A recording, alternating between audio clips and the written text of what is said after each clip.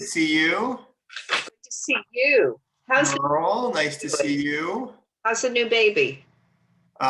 He is doing wonderful, thank you. 6 weeks on Monday. Yeah. And, occasionally sleeping. And occasionally you get some sleep. Hopefully more than occasionally, but Good. from time to time, to say the very least, right? Slip in those naps when he naps. That's what they say, right? That if you nap when they nap, that, that's better for you and better for everybody. I guess that works maybe some of the time, not all the time. Susan, so nice to see you. Nice to be here. Nice to be Hi, here. Suze. Hi, Miriam, Sukasa. Hi. Hi, Yeah. Susan. The regulars. How are you? Hi. Hi, Gary. Gary's muted. We're Hi, live everyone. on Facebook also, so welcome to all the folks watching us on Facebook. Roy. Hi, Rabbi, how are you? I'm okay, although, you and I were supposed to be on a golf course in Oregon this weekend. So I know. that's a little sad. I know. Next year, instead of next year in Jerusalem, next year in Bandon Dunes. All right. Sometime in August. Yes, sir. Okay. Well, we're gonna, I think, kind of an exciting week when it comes to Torah. Oh, can you take care of it, honey? I have a class. Sorry. Is Honey taking care of it, Sukasa? So we have kind of I think, a really exciting week when it comes to Torah, because we start reading a new book of the Torah this week, the Book of Devarim, the Book of Deuteronomy, which happens to be, I think, my favorite book in the Torah for many, many different reasons, many of which I should say, we'll talk about today. And it's the last book of the Torah, the final book of the Torah. And in many, many different ways, it's a radical, actually, departure from the previous four books. And it's one of the reasons, I think, Deuteronomy itself is one of the reasons that Judaism still exists today. It dates to the 7th century before the Common Era, the time of King Josiah. And, as much as we know, it was a time period in which the people weren't really behaving themselves, shall we say, and had sort of strayed from the law. And Judaism itself was still sort of this fractured sacrificial cult, is kind of the fancy phrase that people use for it, but not centralized. So it wasn't yet that all of these sacrifices had to take place at the temple in Jerusalem. That kind of, there's a rabbinic expression of everybody making Shabbos for themselves.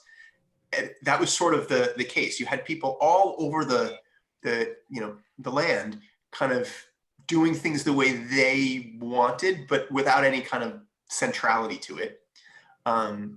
Belief and worship of God was certainly a piece of Judaism, but polytheism and paganism was also, in the mix, and that exclusive relationship with one God was not yet kind of really crystallized and solidified into the Jewish narrative.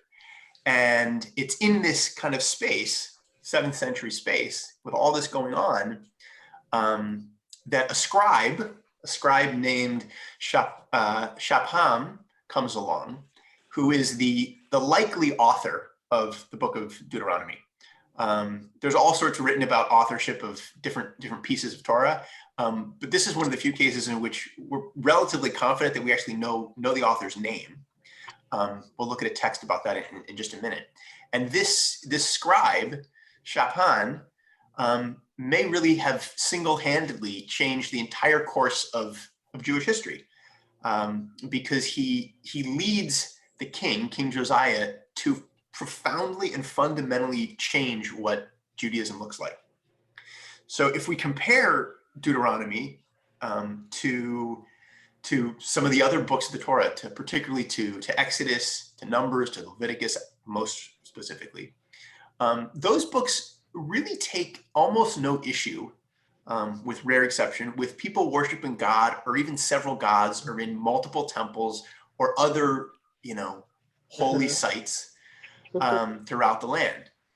The ideology that Deuteronomy brings is clearly and fiercely devoted to this monotheistic idea of one God, right? That, we famously express in the Shema. And not just one God, but one temple, the temple in Jerusalem. And this composition of Deuteronomy, right? The fact that it comes about in the 7th century and coincides with this time period in which, all these other kind of practices were still acceptable, kind of paints this picture, I think, of Deuteronomy coming along as a wake-up call, saying, it is directly preaching against what the status quo was, trying to really kind of galvanize, everybody under one banner, one God, one place, one location. Now, there's an account. I'm going to share my screen here.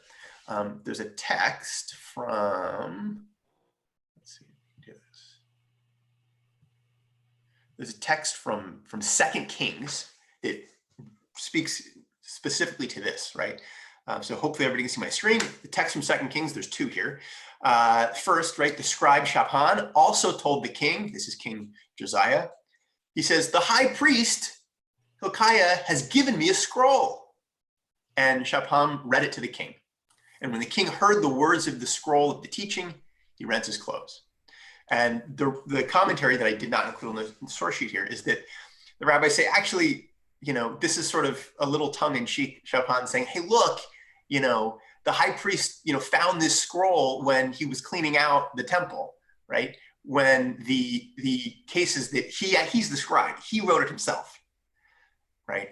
But he says, right, look, he found this, and scholars almost exclusively agree that this book, this scroll that he found, was an early version of the Book of Deuteronomy.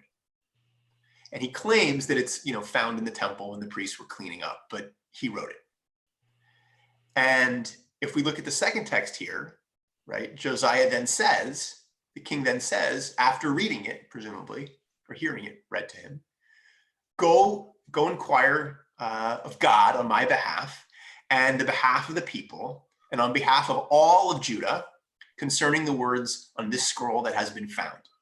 For great indeed must be the wrath of God that has been kindled against us, because our fathers did not obey the words of this scroll to do all that has been prescribed for us. Right? So this is really, right, this fundamentally, this scroll that was found, new scroll, right, fundamentally shifts the king's perspective, right, and says to him, look, all these commandments, all this that we were supposed to be doing, we haven't been doing. We have to, we have to clean house. We have to get our act together. And that's what happens. That's what happens. So as I said, dates to the 7th century. There are some fragments of it, some earlier fragments that get woven in, but that's the other piece that kind of is in, contrast to Shaphan's argument that, look, the priests found this, right? The idea being, this is just as old as, parts of Leviticus and other pieces of the Torah. We found this. That's why it's so authentic. Well, no, you didn't. You ginned this up in the basement to try to get the people back on track. And it reads much like, I had a professor in rabbinical school who often called Deuteronomy a Reader's Digest version of the Torah, right? Because we have second versions and retellings of many of the things that we've already seen happen and heard about and read about in previous books, right? Notably, the second version of the Ten Commandments that is a little bit different than the first.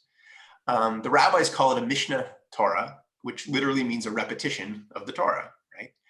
And likewise, right, the Greek word, which is where we get Deuteronomy from, right, means literally a second law, right?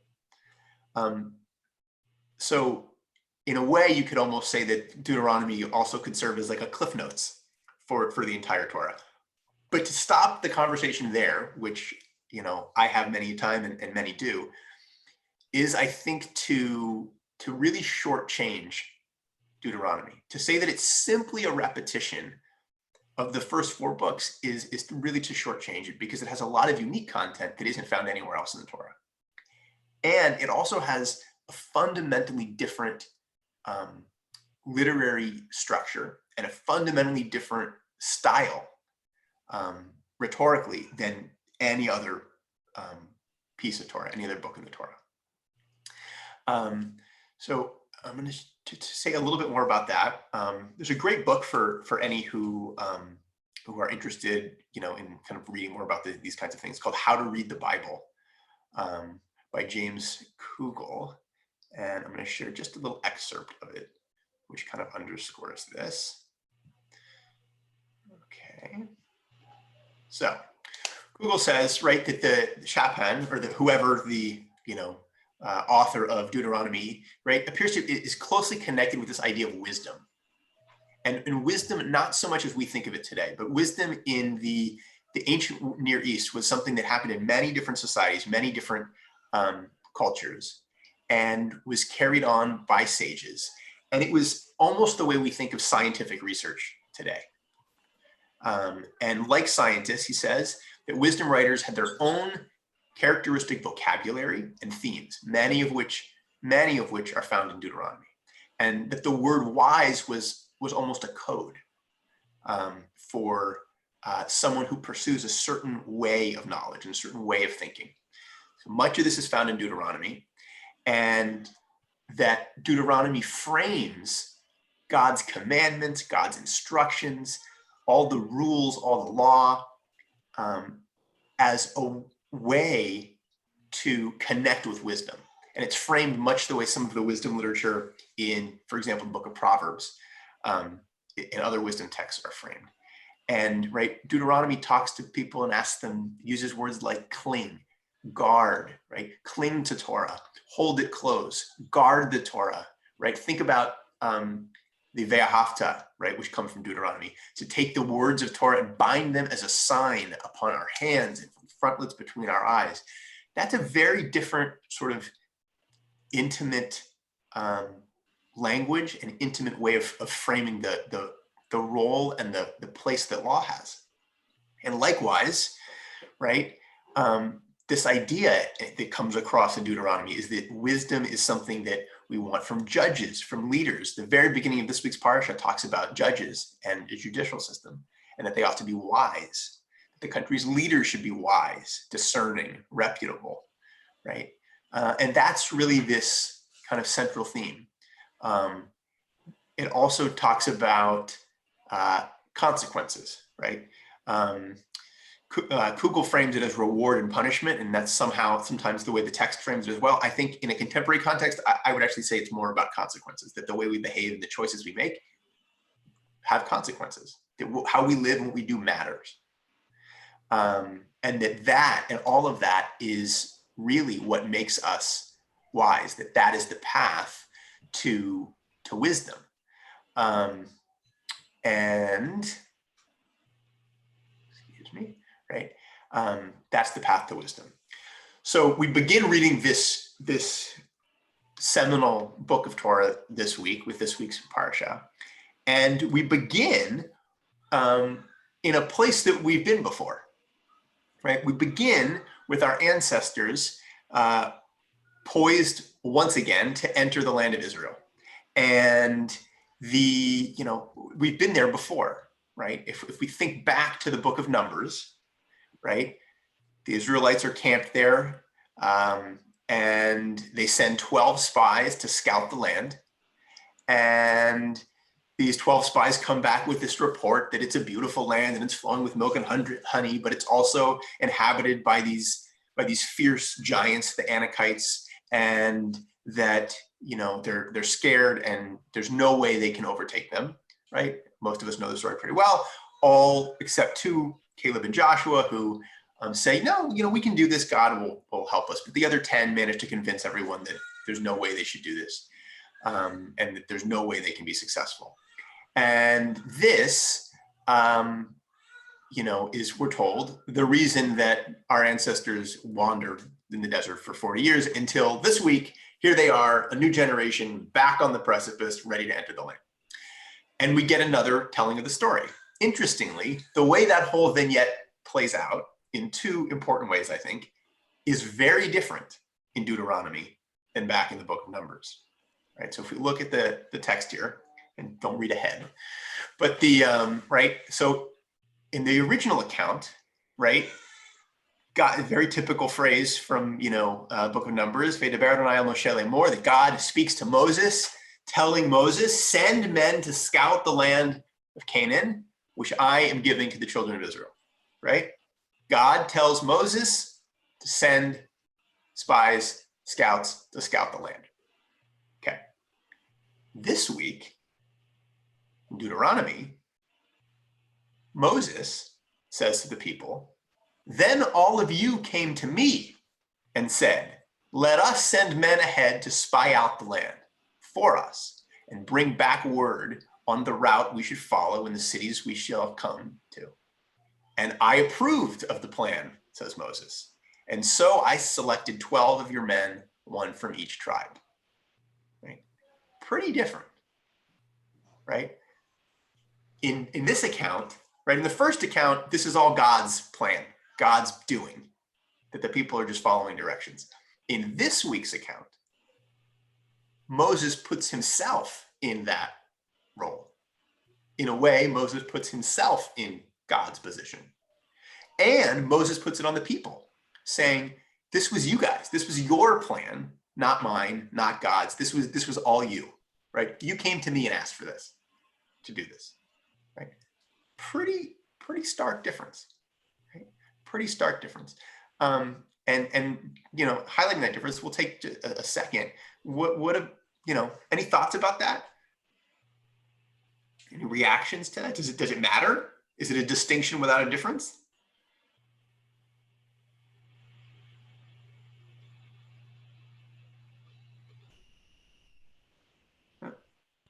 Well, I would offer that I think this may be a bridge too far, but writing God out of the exchange is powerful and says something. And I think in a way it speaks to an aspect of Moses and Moses's character that has played out at other points in Torah, which I'm going to touch on a little bit later. But this is not, I think, the first time that Moses has, I would say, put himself in what, might ordinarily have been God's role in a story. The other pretty significant difference, which underscores this as well, between these two versions of the vignette, is that back in the original one, right, they come back, the 10 spies convince everybody in the community that there's no way they can overtake these giants, and as a result, they're basically too afraid. They let their fear overshadow, their faith that God's going to help them be successful. And so, what is God's reaction to that in the original, in the version in the Book of Numbers? God says to Moses, "Ugh, basically, these people, these complaining, fetching slaves still, right? How long will they despise me, and how long will they have no faith in me, despite all the signs I've performed in their midst," right? God, we just finished the 10 plagues and the parting of the Red Sea, and they have no faith, right? Ugh, they're still slaves. And this is when God realizes that this generation of people will always be slaves. They will always think like slaves, and they're not the right people to, end up in the land of Israel, and says, I will strike them with plague and disown them, and I will make of you meaning Moses, a nation far more numerous than they, right? So God is infuriated with the people, but not with Moses. In fact, God says, Moses is great. I'm going to, make you a nation far more numerous than they, right? In this week's version, Moses says to the people, because of you, the Lord was furious with me too. And he said, you shall not enter it, meaning the land of Israel either. Well, this is, I think, starkly different because God clearly was not angry with Moses. And furthermore, here this is Moses attributing the fact that he's not going to be let or allowed into the land of Israel to that vignette with the spies, right? Moses is basically saying, God doesn't let me into the land of Israel because of what you did, right, way back when, which is simply false on so many levels, right? Because the reason, Moses is not, permitted to enter the land is, depending on how you look at it, the result of one event and two different reasons that could be associated with that event, right? And that event is later on, right? Moses, most of us have probably heard the story. Moses, the people are thirsty, demanding water, and Moses goes to God and says, God, the people are thirsty, they want water. God says, okay, Moses, go speak to the rock and it will give you water. Moses is so angry with the people, he goes to the rock and he takes his staff and he hits the rock, and water comes forth from the rock. And kind of the traditional take on it is that because Moses acted out in violence and he disobeyed God and he didn't do what God told him to do, that's why Moses, right, isn't permitted to enter the land of Israel. I, with all due respect, I take a slightly different take on that, which is God tells Moses to go to the rock and get water from the rock. Speak to the rock and get water from the rock. Moses goes, he's super angry, he stands over the rock and he shouts at the people, shall we, meaning him and Joshua, shall we get you water from this rock? And in that phrase, that moment from my perspective is actually where he goes wrong. He forgets that he's not the one getting water from the rock. God is. It's Moses taking credit for that which is God's work. And that, I think, that ego, that haughtiness, that arrogance even perhaps, is ultimately what I think, ends up being the reason that he's not permitted to enter the land. Either way, most people agree it is for sure something associated with this, water rock event. Most certainly not associated long before with this, situation with the spies in the land of Israel. We're going to take a quick pause for a guest visitor. Hey, Abby. Hi. Can I sit there for a second? So, right, again, a pretty key and distinct difference between the way this plays out in the first version and the way this plays out in the second version, right?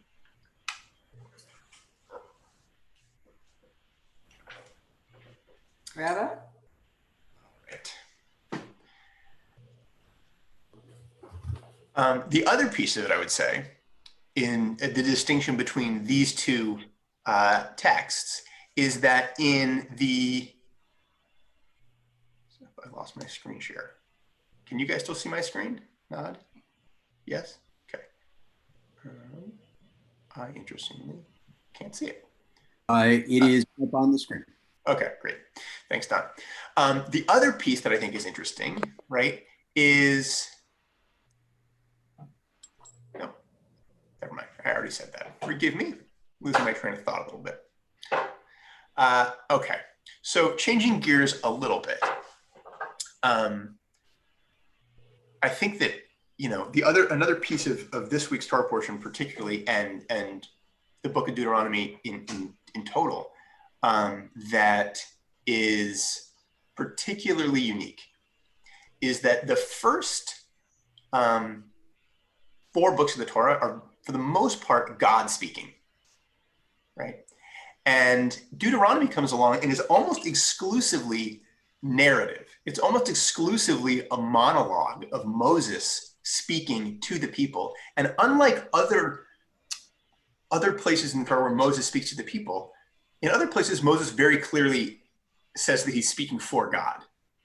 But excuse me, in Deuteronomy, it is Moses largely retelling and speaking, to put it in kind of contemporary phrase, I would say his truth, right? Speaking his version, if you will, of the tradition, his version of what God has instructed. So this is from a commentary, Tiferet Israel, highlighting this point, right? It says that the difference between the first 4 books of the Torah and the last book, so the first 4 are written from the perspective of the giver of Torah, God, from this perspective, while the 5th book is written from the Moses' perspective, right? The recipient of Torah, right? Moses receives it on Mount Sinai. And that generally in the Torah, when Moses speaks, he's speaking directly the words that God has placed in his mouth. But Devarim is different because Moses speaks his own words, right? Acting as an agent speaking on behalf of God, right? And that's part of this sort of unique narrative structure that Deuteronomy has that reads very different than Genesis, very different than Exodus, most certainly different than Leviticus, and quite different than the Book of Numbers as well. Much more of a story sort of to read, I would say. Oh, Yes, Susan. I really love your analysis of this and breaking it down and summarizing. It has struck me then with the first 2 segments that we read, Moses puts the onus of blame on the people. And coming back to the discovery of Josiah was supposed to initiate reform. So it weren't Moses's, they were your fault, you people. And so now we have to, is that some of this with the rationale of the Deuteronomy or Devarim? Say that again. Just the last part of your question. And we find Moses criticizing you people. Yes, it is absolutely part of the rationale. I would say that Moses is, by and large, putting the burden and the challenge on the people. One, by the way, very convenient to do when they're not there, right? This is a generation that's gone. Right. That's the irony, is that he's basically saying this to their, grandchildren or what have you, right? But it is absolutely, I think, and again, this is why many believe that this was written as a way to motivate Josiah's reforms, right? As a way to say, look, this is speaking to us today in the 7th century BCE, right? You people are doing it wrong. You've forgotten all of this. It's your fault. It's not my fault. I was trying to do it right. God was trying to do it right. You're not doing it right. Get back on track.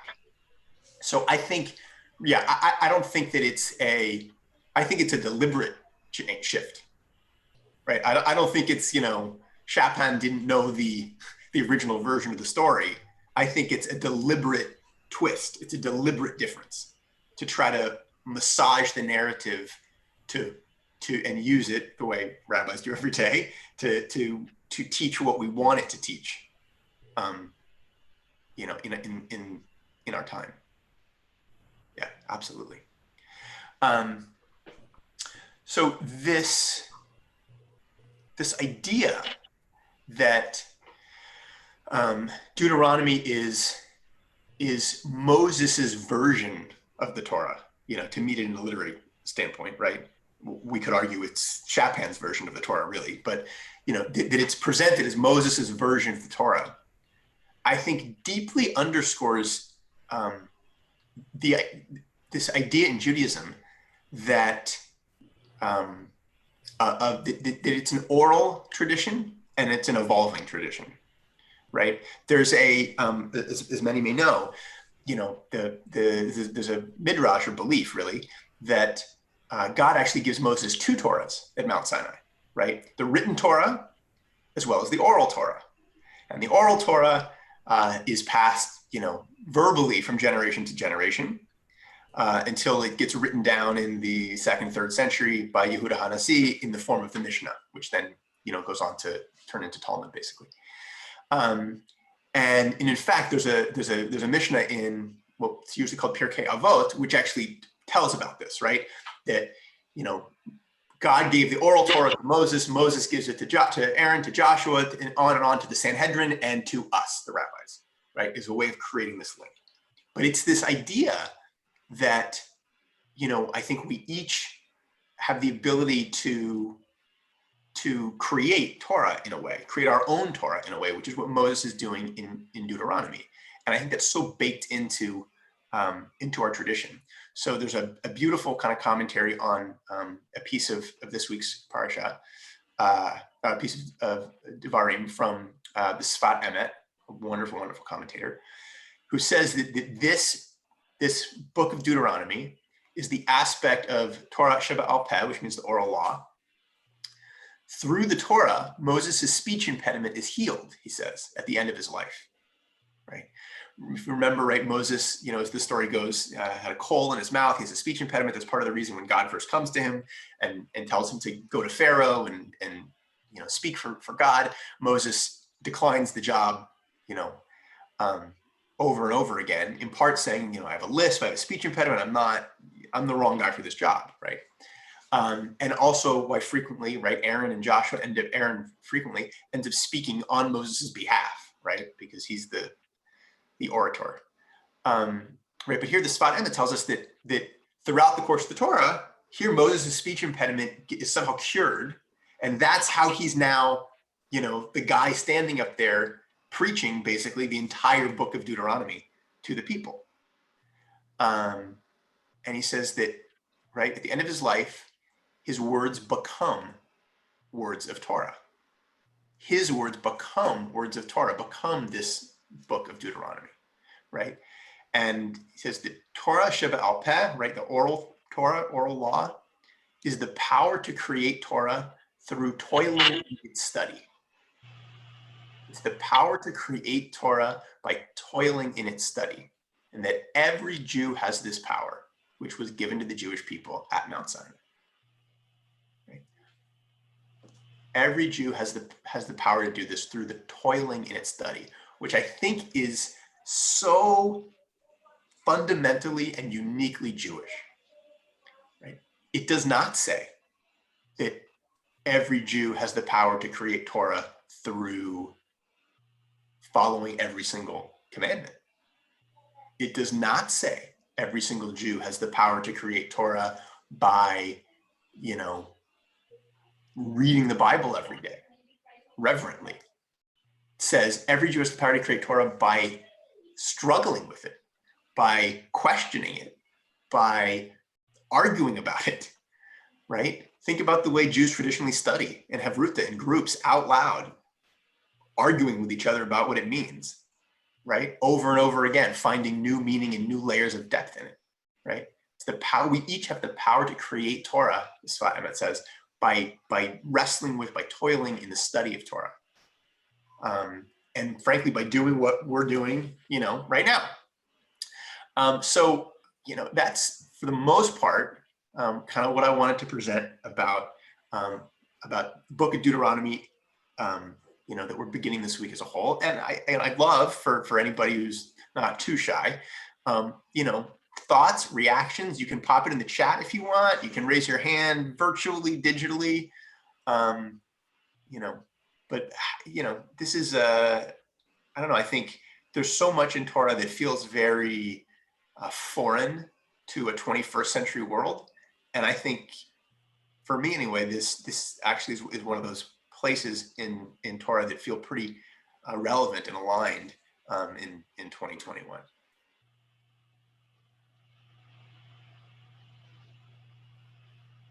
This is like the most quiet group of Jews I've ever met in my entire life. Merle. So what you said about his speech impediment goes away at the end of Deuteronomy. This is a strange question, but do you think, or is it thought that this is why God chose him to do what he was doing to help cure him? Ooh, that's a great. It's like that's a great question. That sentence, not that I know of, but that's a great question. It's interesting. There's not a lot that I know of anyway that I've ever studied. Not a lot. There's what we have in the Torah about sort of God saying why God chooses Moses. But not a tremendous, the burning bush and all, but not a tremendous amount beyond that written that I've ever come across about really, what was it about Moses that he was God's guy? That's what I was thinking. Right. And if you think about Moses, though, maybe his speech impediment is healed, but it's not a happy ending for him. It's not a happy story for Moses, right? To put it in kind of contemporary terms, he spends his life's work not to actually realize the goal of it, right? Right. He spent his life's work. He doesn't get to go into the land of Israel, right? He dies, on a mountain overlooking what might have been, in essence, right? And then to lay in, for a number of different reasons, but to lay in an unknown burial place, right? That's not, from my perspective, the happiest of endings. It just all makes me, when I think about this, it just all makes me wonder a lot of I get God's purposes when God punishes someone or a group of people. But I just always wonder what's up there in God's head and why does he or she do some of the things that they do or not do. Absolutely. And this is, I guess, what stuck in there as part of it. Well, and the other piece, and then Miriam, I see your hand up, not to be totally, heretical perhaps, but if we go back, if we go back to this, historical, maybe academic notion that this, the Book of Deuteronomy, at least an early version of it, is written, not by Moses, but written by, right? Because that's the other question that comes at the end of Deuteronomy, pretty impressive to write about your own death.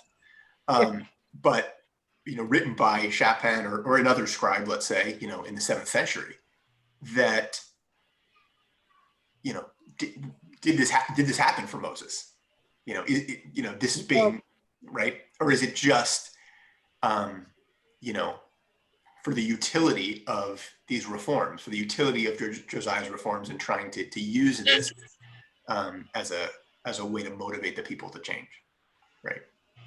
Miriam, I saw your hand. This is such an interesting shiur, Rabbi. Thank you very much.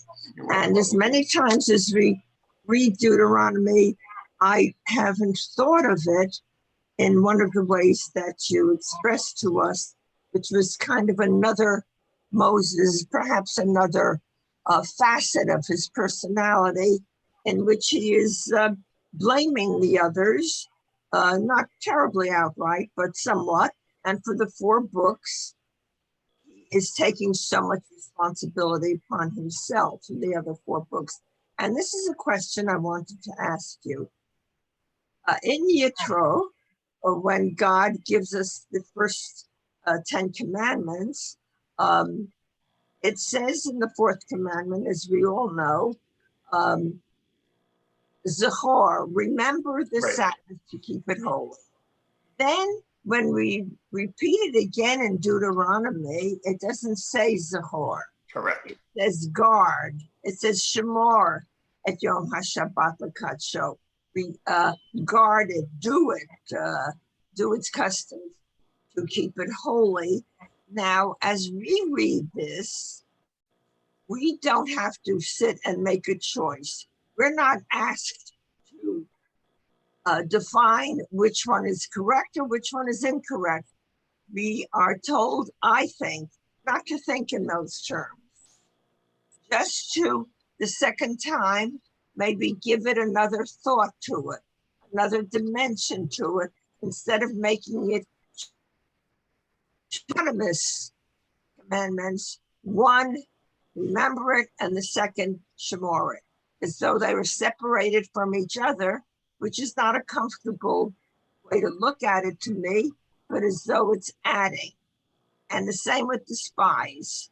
When he talks about them in Deuteronomy, it's very different than when we first meet up with the spies and God tells him to choose 12 leaders to be the spies.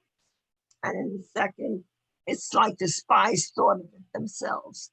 So rather than be placed in a position of discomfort, which I could choose to be, I choose instead to accept both of them very easily.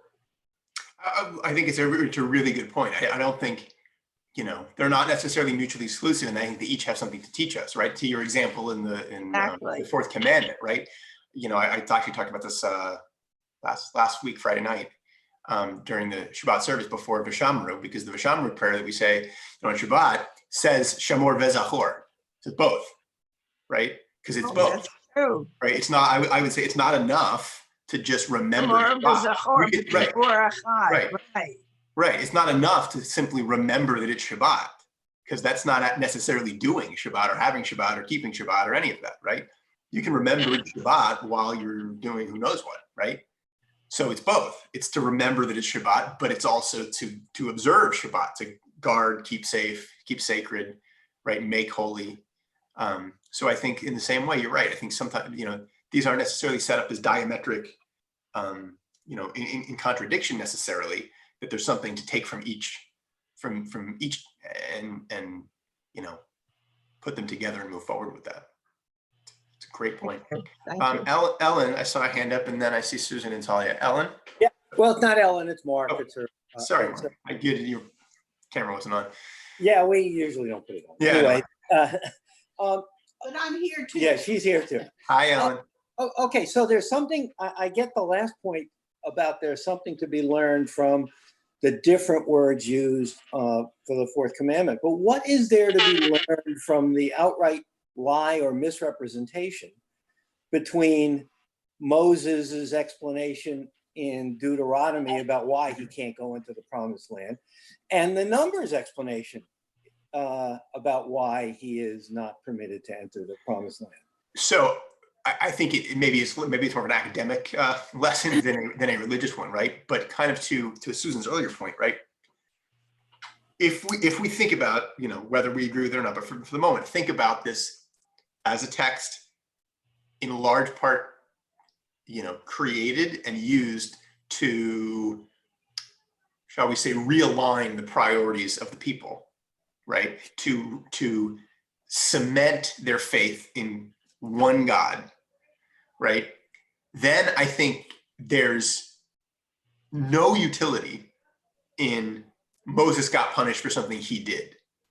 There's tremendous utility in I and all of us were punished because we didn't believe enough that God was going to help us with this. We didn't have, enough faith that God was telling us to do what God wanted us to do and what God would ensure to have happen. Talking to the rock instead of hitting the rock? No, to put it about the spies, right? That that's what God's lamenting to Moses, right? What's wrong with these people? They don't believe that I'm gonna make it so they can conquer this land. This is what I'm promising them. They have no faith in me, so this is ridiculous. So again, back in the 7th century, in the attempt to try to bring everybody into one tent and everybody, fall in line with faith in this one God, I think that has a lot more utility in saying, we have to be obedient. We have to have faith. We have to believe. Isn't that essentially kind of the Numbers perspective? You have to believe that God, if you follow what God said, we're going to get water. Yes. But what? How does that account for the lie in Deuteronomy? I can't go to the Promised Land because you wanted me to send spies. So, it's a great question. I think if you're reading the text no, that's not even fair. That's not fair. Look, I think the rabbinic answer is that there are many inconsistencies in Torah. Right? I mean, this is an unsatisfying answer, right? There are many inconsistencies in Torah, right? A traditionalist would tell you that, none of them are without, they're all there for a reason. They're all there, right, on purpose. They're not mistakes. They're not typos, right? The more academic perspective that I would share with you is it's the result of a, canonized text over the course of several centuries, written by, at the very least, likely a dozen people, who may or may not have been intimately familiar with the other versions of stories. And that then makes it, in the best sense of the word, an imperfect work, because it's a human work in large part, maybe divinely inspired, but a human work. So, I would tell you it's in large part it results in a lie, but it's simply the fact of this being written, in the 7th century by somebody else with a goal in mind. And so they massage the story to, fit their needs, which, we all do too. I think it's like it's a typical fish story, right? Or anything, right? Retelling your story of your vacation, you leave out this part and you change this part because it, sounds better to your friends. 100-pound fish, right? Exactly. Susan, I think I saw you and Talia also. Well, thank you. Susan, you're muted. There we go. It doesn't have to be a lie. It could be how Moses sees the situation too. Ooh, So I'm thinking there's a well human said. in there, and truth, because of all the problems. That was one of the reasons. Anyway, whatever. But I don't think it's a lie. I think it's his looking at the truth. In a women's Torah with Rabbi Nanis, we did a section one time on Huldah, the priestess, who's verified the finding of the Torah scrolls by and showed it to Hilkiah, the high priest. But then they called it. They thought the Deuteronomic scrolls were written by a scribe, Baruch, son of Neriah, or so. Is that? And the Deuteronomist seems to have been, that's open to question too. Absolutely. But this is the first time I heard this guy's name. Yeah. There are definitely, a few different, attributions. Some say that the prophet Jeremiah wrote it too. Yeah. Right. The Deuteronomy. This is a take that I came across a few years ago that resonates with me anyway, because it points to other biblical text in supporting the narrative, right? It points to these passages from 2 Kings that seem to underscore, how this played out. And I think the idea that, the fact, the idea that Hilkiah, that the priest would find a scroll and then give it to a scribe to take to the king, as opposed to just taking it to the king himself, seems sort of strange. Yeah. Right. And so you then have a scribe giving the king a scroll that was magically found. Sort of seems like, well, just from my perspective, pretty sure you probably wrote this, or at least there's a reasonable, chance that that's the case. Susan, the point you first made, that it might not be a lie, right? That it sort of, almost the idea that it would be true to Moses, I think is a really valid point for those like podcast people. If you haven't already listened to it at some point, it's a few years old.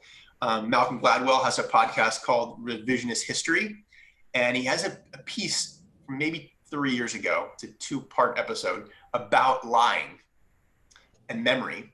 And he specifically focuses on Brian Williams and his, shall we say, misrecollection of a helicopter ride that resulted in him, losing the nightly news anchor desk.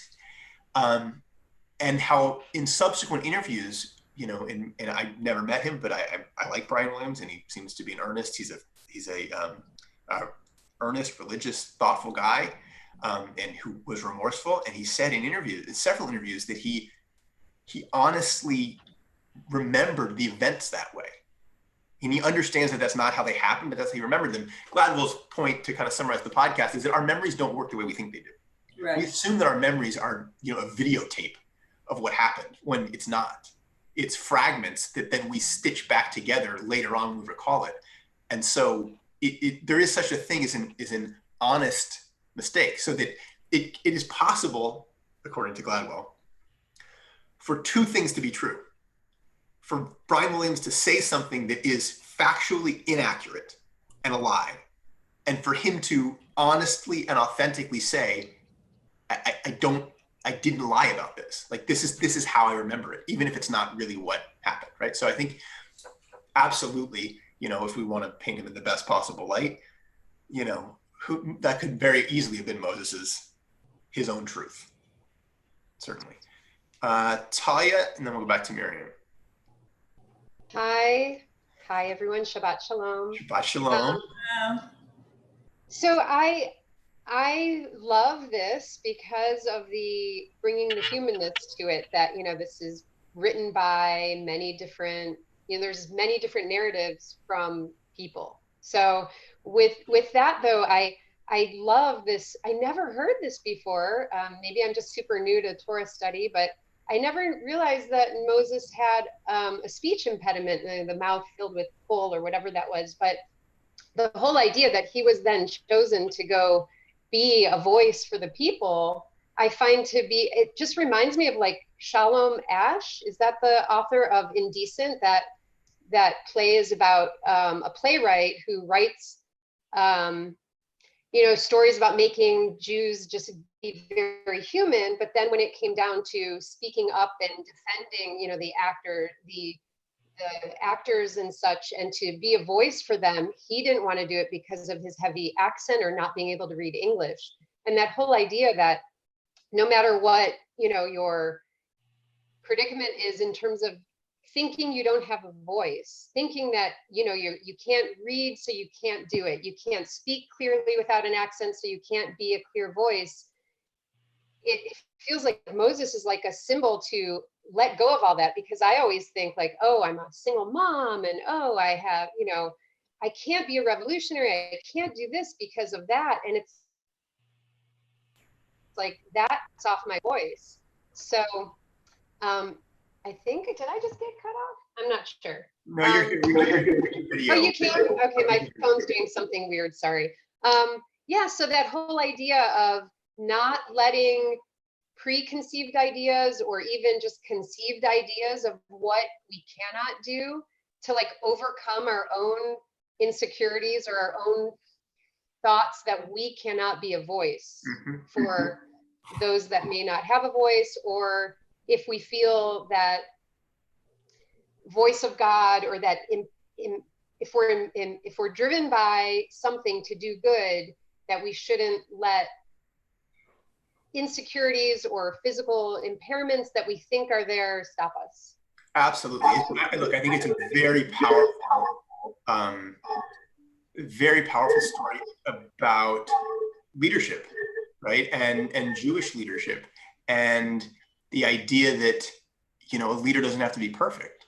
I mean, which is on a larger trope, and I've said this in, I don't know, I feel like a dozen sermons, so most of you have probably heard it before, but the idea that the Torah is actually very unique in terms of kind of ancient, mythological texts, if you will, in that, right, most ancient texts and narratives present heroes and characters who are perfect, right? Look at Greek mythology, right? But the Torah's characters, heroes, as it were, are all deeply flawed, right? Moses has a speech impediment, right? You've got alcoholics, you've got, chauvinists, you've got racists. Even Moses is a racist in large part, right? You have all sorts of deeply flawed leaders. That doesn't make them any less, qualified. It makes them more human, right? But this idea that he, here he comes to be the, maybe the greatest leader, certainly in biblical Jewish history. Yeah, and he has a speech impediment. Gave us some zinc. Do you want some zinc? He has a speech impediment. Yeah, Susan. Relate that to the present times. Sorry, you were muted at the beginning of your sentence. I can relate that. That's a very good point, and I can relate it to present times. People tearing down statues. Now, I'm not saying for Confederate leaders, but criticism now of Washington and Jefferson because they because they had slaves. I mean, there's no historical perspective in this of what times they were living in, and that everyone has to be perfect. And I heard Rabbi Walpe say something, and I hope I'm quoting him correct. These people who are tearing down all our leaders are acting like children. They can't accept any flaw, and they can't accept any virtue. So it's like, well said. I thought that was well said. So, I think the other piece of it, which there's definitely there's a sermon in this somewhere, as there are in most things, that I say a lot. I'm sure you've all heard me say this probably 1,000 times.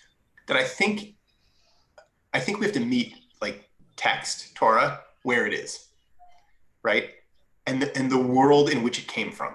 Right. And I think that we are rarely well served by evaluating, judging, and superimposing onto a ancient text the 21st century world and 21st century values, right? So yes, is the Torah in large part a document probably exclusively written by men, for example?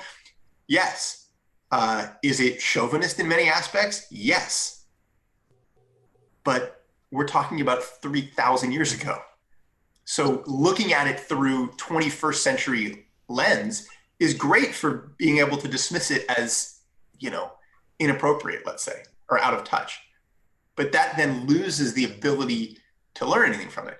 And so likewise, my own, not political, just historical opinion is to judge, Washington or Jefferson or, founding fathers by 21st century values. I don't see the point, frankly.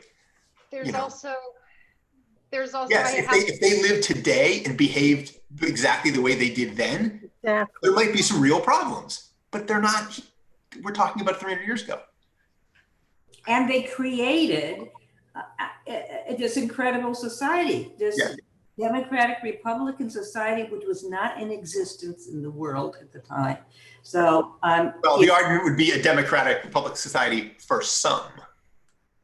That would be right. Okay, in this paper, they talked about Martin Luther, or the Jewish Journal, about Martin Luther King. David Suissa makes that point. Didn't say it has to be perfect at that point. There was hope for the future, and for the he didn't tear down Washington and Jefferson for their own owning of slaves. Martin Luther King, but it was a hope for this this society and the societal structure that was set up that they could win their rights too. Yeah, so, it just jumped into my mind as you were saying that, Susan, that it doesn't say a perfect union. It's a more perfect union. Exactly. A work in progress. A work in progress. Also, if you want to, turn over stones, you'll find things on everyone. And there are people that are fighting the good fight. And then they may have, that live-in housekeeper that they're not paying the same that they pay their lawyer. And there's that whole commodification of, it's a tough one because the whole idea of perfection is unobtainable, but to honor people's lives is another way to overcome. If we honor the lives that were lost in the time of slavery, that would maybe be a better way to spend our efforts than only just looking for and tearing down every little bit before. Although I get it, because as a Jew, I wouldn't want Nazi propaganda or idols, I wouldn't want statues of Nazi greats in their minds, up. So it's a tough one. It's a tough one. But the perfection, I love this, because that whole idea of having to be perfect to be a leader, hopefully there's something to be learned from every leader, no matter how imperfect they are.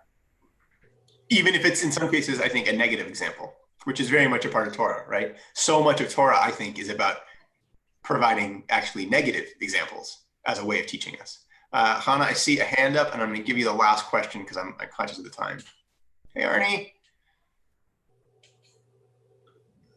Hannah, I think you're muted. How are you? Well, thanks. Good to see you. Likewise. Keep entertaining and educating my wife. It keeps her away from me for a little while. Hannah, I think you're muted if you want to unmute yourself.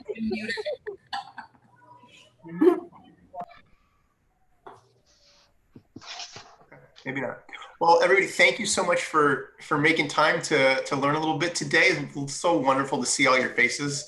I miss seeing so many of you in person every week. I like to ask last there question. We go, Hannah. Yeah, I like to ask, speaking about the slavery, this happened 200 years ago.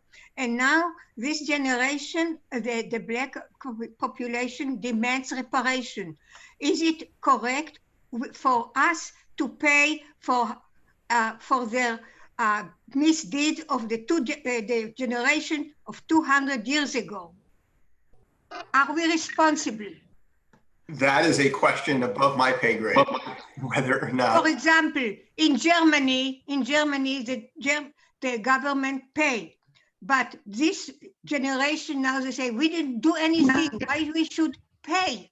So how do you solve this problem? Also, another thing that I would like to mention, that it says without there is no Torah without a flower. Flower means work. Okay, means work.